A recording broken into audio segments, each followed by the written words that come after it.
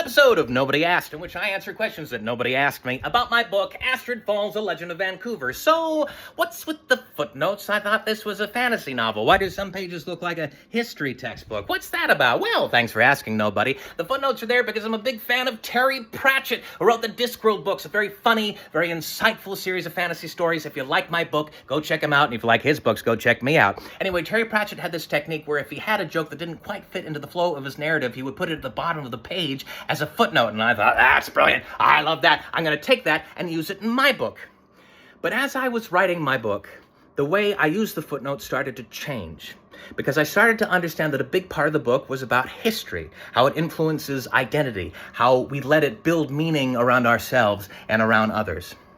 And I also knew that history was often taught through names and dates, which I always found reductive and dehumanizing.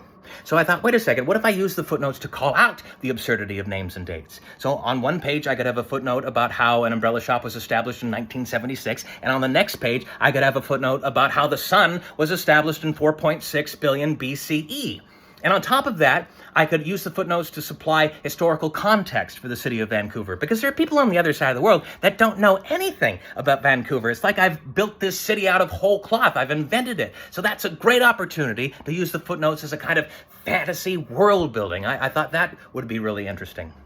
And also, I could subvert these conventions even more. I could have footnotes that were about fictional histories as well, because people often find great significance in made-up stories just as much as they do in real-life ones. So I could have a footnote about the SS Titanic and a footnote about the USS Enterprise from Star Trek, and I could give them exactly the same weight on the page because people find meaning in both.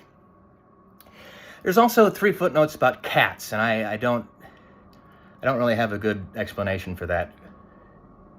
But then again, nobody asked.